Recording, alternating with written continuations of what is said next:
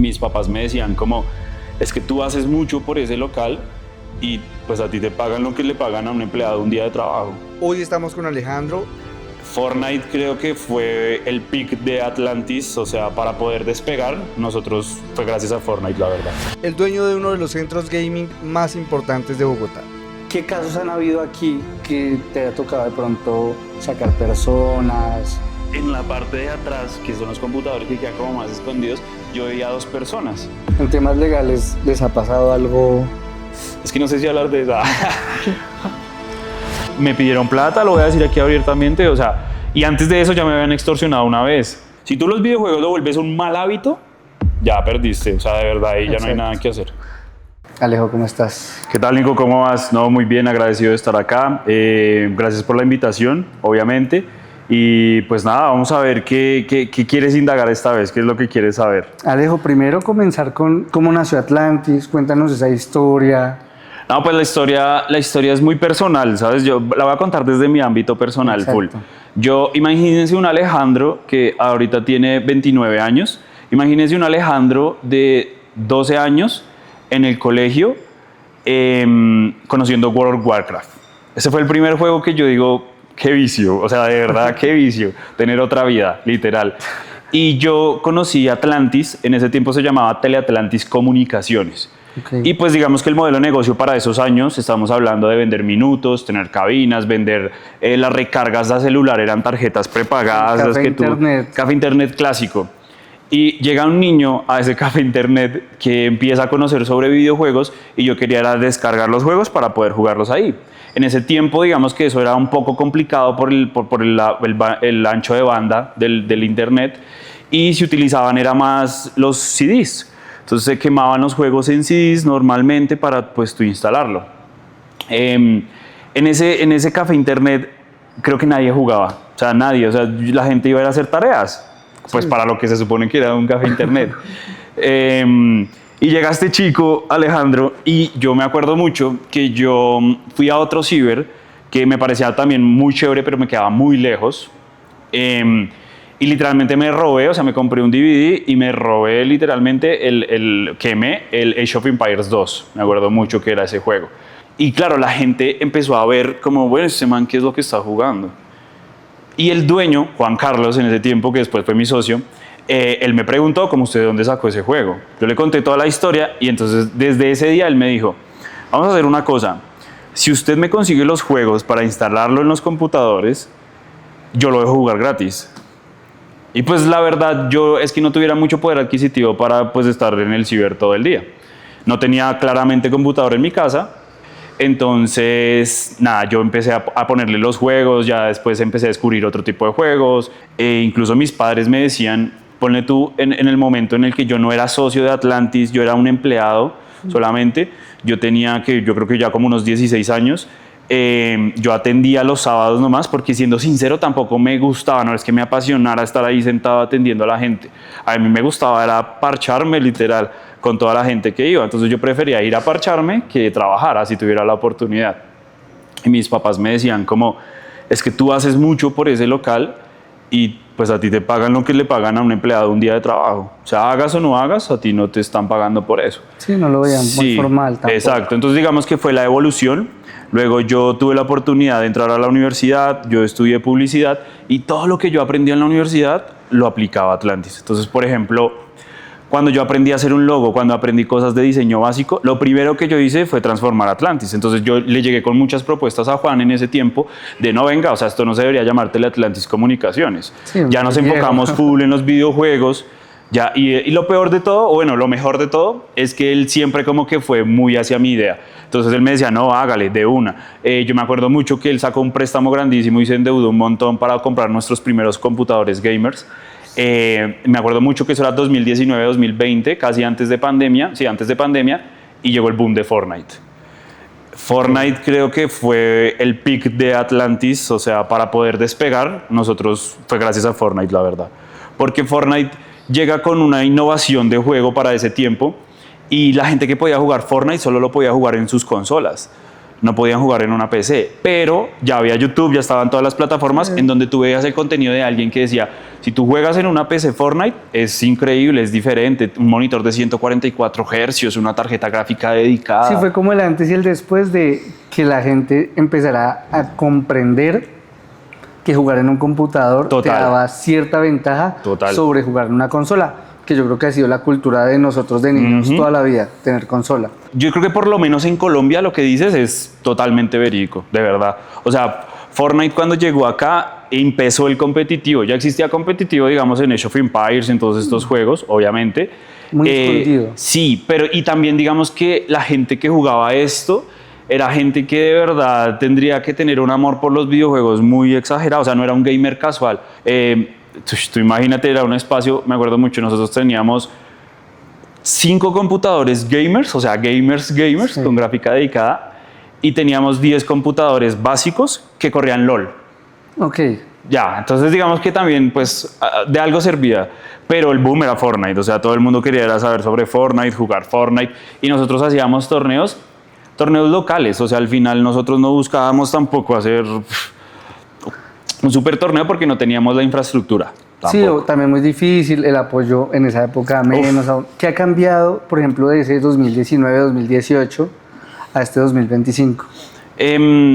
Yo creo que principalmente el acceso, o sea, a pesar de que ya había internet, obviamente, yo creo que el acceso hoy en día es mucho más fácil. Digamos, hay mucha gente que marcas también, obviamente, que como que ya le apuestan al gaming. Digamos, de mi lado de publicista, hoy en día en 2025 todo el mundo quiere estar en el gaming. En ese 2019 era Fortnite. Hoy ya tenemos otra cantidad de juegos competitivos a los que la gente podría aspirar a volver a ser un jugador profesional. ¿Cuáles son esos 3 juegos? Sí, 3 juegos. ¿Qué más ves acá en Atlantis? 3 juegos competitivos, full compe. Valorant primero, indiscutiblemente. En el segundo lugar yo pondría a Warzone, Call of Duty Warzone. Okay. También lo juegan mucho. Y en el tercero, Fortnite. O sea, yo siento que, no sé si se tendrá que ver específicamente con Atlantis, pero yo siento que el público de Fortnite es muy receptivo hacia nosotros. Hay un chico que su nickname es Hakio, él es como el top 1 en creativo de Fortnite en Latinoamérica, y él literalmente conoció el juego en Atlantis y él creció jugando en Atlantis. Entonces, claro, hoy en día es un jugador profesional, ya muy top, toda la cosa, y más allá de vivir, pues también el juego le ha permitido darse sus lujos. Como él, ¿cuántos casos, en qué porcentaje lo medirías? No, muy bajo. De gente muy bajo que logra sustentarse, vivir de los videojuegos. Ok, bueno, digamos que sustentarse, vivir de los videojuegos hoy en día, bueno, no voy a decir sustentarse, tal vez no, porque no es decir como yo me puedo comprar mi almuerzo, sino que tú puedas puedas vivir. Ok. Específicamente de los videojuegos, yo creo que digamos que obviamente también hay un espacio muy grande en donde podemos meter los streamers, por ejemplo. Sí, está que bien. Digamos que no voy a decir que es fácil, porque no es fácil, o sea, de verdad no es fácil. Hay que tener ciertas aptitudes. Yo sé que eso se ve muy sencillo, o sea, al final no es que se vea nada del otro mundo, pero hay que tener ciertas aptitudes para poder vivir de ello. Por eso digo, como sustentarse probablemente sea más sencillo, pero para vivir de ello sí es un proceso de dedicación, de mucha disciplina. Sí, sacarle dinero le puedes sacar. Exacto, total. Pero de verdad dedicarte a eso, que eso se vuelva tu vida, tu profesión, ya es otro nivel. Total, entonces ponle tú, digamos, del 100% de las personas que yo también tengo conciencia de que a ellos les gustaría o quieren vivir de los juegos y lo intentan, no, mentiras, yo creo que por ahí un 40% lo logra. Y ya digamos que más allá de vivir, o sea, de tener tus lujos y tus cosas, ponle tú el 10%. De ya tener una muy buena vida. De tener una muy buena vida. ¿Te ha llegado a pasar que te preguntas como que te intentas de pronto indagar en la vida de un cliente por curiosidad, por preocupación? Yo recuerdo mucho un caso específico en donde un chico que iba a jugar normalmente. Yo soy muy consciente del poder adquisitivo de mi público objetivo. Entonces, si una persona normalmente viene, por ejemplo, el paquete más vendido es el paquete de 3 horas, que es el tiempo de estadía promedio. ¿Cuánto cuesta? Cuesta actualmente 12.500 pesos, 3 horas de juego. Entonces, ese paquete que era el más vendido en ese tiempo, había un chico que normalmente consumía ese tiempo. En ese tiempo, obviamente, era mucho más económico. Ponle tú por ahí 5.000 pesos, yo creo, por 3 horas. Y de un momento a otro iba y jugaba todo el día. Y siempre tenía mucho dinero. Entonces, obviamente, uno también, desde ese lado, por más de que yo diga para mí es beneficioso porque viene y me deja la plata, no sé qué, yo siento que es muy fácil para uno crear vínculos con los clientes, porque es que esto es un servicio, ¿sabes? O sea, acá la gente no viene y compra y se va. Exacto. No, es gente que normalmente viene, está acá 3 horas, obviamente se aburren, te hacen comentarios, hablan, no sé, hay un partido de fútbol, lo ponemos, vemos un partido de LOLcito. Es cuando una mini convivencia. Exacto, ahorita que estamos en el Mundial de Valorant, digamos que también tenemos la comunidad de Valorant muy activa y demás, y uno genera relaciones con la gente, por más de que uno no quiera o yo qué sé, eso se da, es inevitable. Entonces, claro, nosotros empezamos a preguntarle a él como, venga, ¿usted qué está haciendo? Entre chiste y chanza y molestando. Él era obviamente muy reservado y un día llegó, no recuerdo mal si era la abuelita o la mamá. Y claro, obviamente un show increíble, que se le había perdido el dinero, que la culpa era de nosotros, que nosotros, ¿cómo es que nosotros, que esto era el infierno? Yo me acuerdo mucho que decía eso, como, no, es que esto es el infierno, ustedes aquí hacen es que la gente solamente... Sí, como que reviva sus pecados y acá él tiene que robar por estar aquí, no sé qué. Y, claro, obviamente a uno eso lo toca, ¿sabes? Porque pues al final yo no quiero que la gente tenga esa percepción del espacio. Y viene de antes, o sea, viene desde el principio, como tú bien lo decías, hay muchos mitos alrededor de esto en donde es que claro, si tú los videojuegos lo vuelves un mal hábito, ya perdiste, o sea, de verdad ahí ya no hay nada que hacer. ¿Qué casos han habido aquí que te haya tocado de pronto sacar personas? Sí, claro, no, Nico, imagínate que, o sea, digamos que ahí sí te tengo más como anécdotas, ¿sabes? Como experiencias que han sucedido. Tírate una. Y me voy a tirar una ahí. Mira, por ejemplo, una vez tuvimos unos clientes que eran 2 chicos y venían, nosotros vendemos un plan que es el plan del full day. Entonces puedes venir a jugar todo el día desde que abrimos hasta que cerramos, normal. Estas 2 personas, me parecía muy curioso que ellos... En la parte de atrás, que son los computadores que quedan como más escondidos, yo veía 2 personas. Y siempre, o sea, yo vine como unos 3 días, ponle, y siempre estaban ahí. Entonces yo le pregunté al chico que estaba en el servicio al cliente ese día, como, oye, ¿y ellos qué? O sea, no me han pagado cupones de todo el día, full day, desde el lunes, ponle tú que era un miércoles, llevan 3 días. Y yo dije, ok, pero, y él me dijo, como, nosotros utilizamos un software de tarificación. Y él me contó como ellos me pidieron que si por favor le podía como excluir el software para que tuvieran acceso total al PC. Normalmente lo hacemos con clientes que son muy frecuentes o que juegan algún tipo de videojuego que necesita, o sea, que no requiere el software. Entonces decimos, sí, igual es un poco extraño, pero también lo normalizamos, ¿sabes? Okay. Porque hay gente que prefiere tener acceso total al PC y pues a nosotros tampoco nos incomoda eso. Okay. Pero, ahí viene el pero, cuando tú utilizas el software aceptas los términos y condiciones. Dentro de los términos y condiciones hay pues políticas de seguridad internas de Atlantis como tal. Dentro de esas políticas de seguridad está el análisis de las cosas que tú estás haciendo acá. Obviamente es información confidencial, pero nosotros nos tenemos que asegurar de que tú no estés haciendo nada malo ni sospechoso por lo menos dentro de nuestras instalaciones. Claro. Pues resulta que en ese análisis me di cuenta justo ese día que ellos estaban utilizando aplicaciones para código, que yo dije, pues normal, muchos programadores vienen a Atlantis, por ese lado normal, pero, dentro de todas las cosas que tenían una base de datos de códigos BIN con información de tarjetas, y ahí yo dije como, bueno, esperemos porque pues esto sí ya está un poquito más delicado. Sí. Y yo lo único que hice fue como una pequeña advertencia. ¿Qué hice yo? Les activé el software, pues desde el servidor. Y una vez desactivé el software, ellos pues como que me reclamaron, oye, lo que pasa es que pues se activó el software, no sé por qué. Y yo, no te preocupes. Lo más probable es que el computador cuando detecta una alerta de seguridad, automáticamente pues activa el software. Sí. Entonces ellos me dijeron como, ok, listo, dale de una. Y yo les dije, ya les vuelvo pues como a abrir el PC, listo, de una. Les volví a dar como el servicio, yo estaba muy pendiente de que volvieran a abrir todas sus cosas. Pero claro, en ese justo momento, ellos me dijeron como, no, ¿sabes? Déjalo abierto, vamos a ir a almorzar y ya volvemos. Obviamente ellos ya habían pagado todo lo demás y yo le pregunté pues al chico, ¿ellos siempre hacen lo mismo? Y él me dijo, no, nunca. Ellos siempre piden dummy, que es muy común que acá pidan un dummy, comen ahí, incluso en el puesto de juego y pues siempre se quedaban. Ahí. Sí. Entonces yo le dije, qué raro, weón, que justo allá sí hayan querido salir a almorzar, esperemos que vuelvan. lógicamente nunca volvieron. Yo vi el registro pues, de la computadora desde el software y estaban haciendo bins, estaban haciendo carding. Entonces, claro, digamos que eso es un problema de ciberseguridad grandísimo para mí porque lo hacen desde mi IP. Ya, reporto el caso. Como no, mira, o sea, nosotros somos un gaming center, entonces ahí hablo del arma de doble filo, ¿sabes? Nosotros, como no tenemos una regulación específica, es muy complicado como decir, no, sí, o sea, es totalmente cierto porque él es un eSport Center y presta estos servicios. Si me hago entender, dentro de la Cámara de Comercio de este código, de los códigos SIUS, que es las actividades económicas, no existe uno que sea de Gaming Center Exacto. o eSports Arena o este tipo de cosas. Entonces uno normalmente recurre a los de telecomunicaciones, que son como los más allegados, digamos, a este espacio. Un salón de ocio y recreamiento, digamos que antes utilizábamos esa razón social, ese código, pero también era muy complicado porque había unos vacíos legales muy fuertes. Nosotros, por ejemplo, no podríamos tener pantallas o reproducir música.